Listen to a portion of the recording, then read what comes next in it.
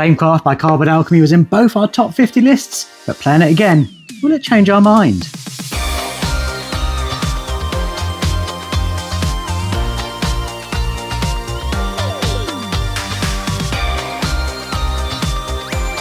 Welcome to Box Meeples. I'm Libby, this is Julian, and today we are talking about Flamecraft, a game by Cardboard Alchemy. As you said, this was a game that was in both of our top 50s this year. Just kind of revisiting and seeing where we're at with these games now is really interesting for us, I think. Do we love them as much as we thought of?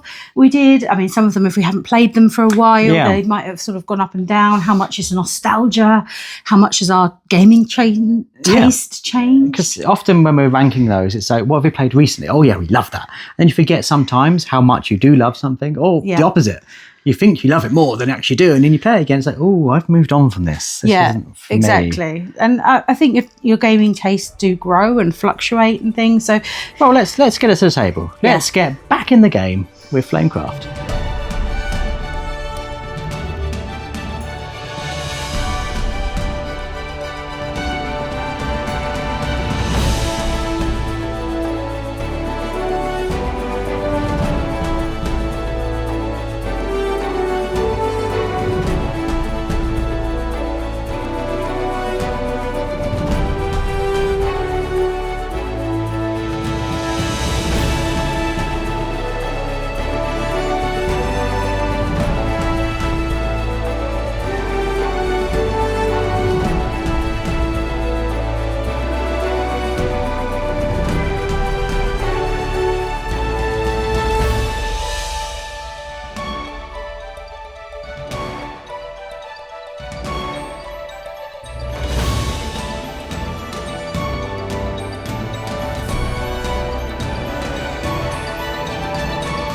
The cute world of Flamecraft has graced our table once again, and what a lovely experience that was. I mean, there is no getting away from, like, the first thing I think anyone has to talk about when talking about this game is that beautiful Sundaratang art. Those dragons are the cutest. I mean, you've got 6 types of dragons, along with the fancy dragons as well. And even though all of the bread do the same and all of the meat do the same, they're all individual dragons. The artwork is incredible. And I think all of the production is amazing. Yes. I mean, the fact you get a playmat with the game, which is huge. Takes up the whole central section of the table. Some might say a bit too big for the type of game it is. It's quite thin, so although it's long. There is that. You need the space. I'd rather have a square style, because it is long. It takes up a long chunk of table. I quite like it because it fits the shops nicely.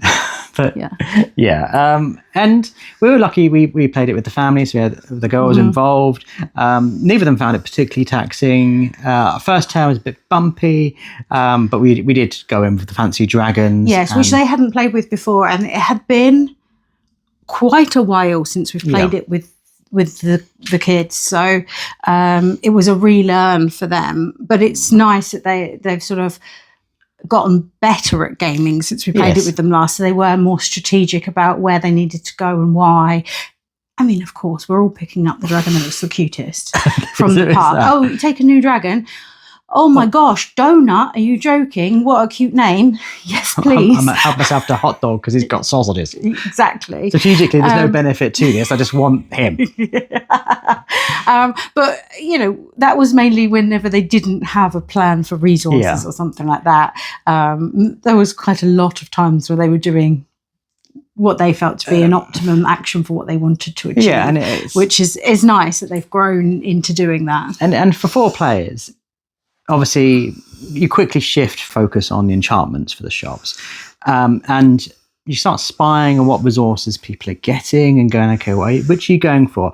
I do forget that mechanism is part of it. There's that race to achieve that. And a lot of the objectives you can do immediately and get no benefit for, but you get to improve the shops. Or you can bide your time and then build up 2 sets of resources, 3 sets of resources. But if someone else is going for it and they swoop in first, you'll be like, now I've got a load of resources. That's of little use to me. And I think we were more competitive with those enchantments than we have been playing at 2. And there was many a time we were like, I was going for that one. I think it really shines at 4 players. I think that's the optimal player count for Flamecraft. It works at 2, but now we play Flamecraft Duels. I think if we ever wanted that experience of 2-player, we'd be playing that. We wouldn't be necessarily reaching for the big boy. I mean, it does make a good weeknight game. Yeah, it's familiar. Anyway, I mean, I think with the 4 of us playing, with a bit of a reteach for the girls, I think we played the whole game in an hour. Roughly. Just over an hour, but roughly that area. Yeah, which I think is pretty good. Yeah, and they're engaged throughout. It wasn't like it didn't outstay its welcome, and it was tight at the end. It was actually quite a race at the end for getting those enchantments and getting as much as we could, knowing that those last ones were coming up and someone was about to trigger the end game. There was very much sort of max out our turns situation, and can I get another fancy dragon and luck out and be able to score that and things like that. But the lack of teaching, the reteach was with those player raids. It's literally a case of choose that one or choose that one and then follow the card. Go through an order and do those actions. Yeah, and if you can't remember what the dragon does, turn the card over. It's on the player aid. It's a really good player aid. Yeah, it really does help that all of the meat do the same thing. That really does help, because it can seem so daunting. We get that big pile of dragons, like, they're all different. They all do different stuff. No, just look at their suit, their family, and you'll know what they can do. But what I do like that does mix it up a bit is that once you've got past those starter shops, the more advanced shops come in and they have their extra sort of fiery up abilities that you can do different things with those shops, and that just adds a nice little variety into who's doing what with those, and being able to get even more from your turn. I like how you can combo those with place another dragon one. So when you're getting a lot of the hearts, I'm just placing a dragon there.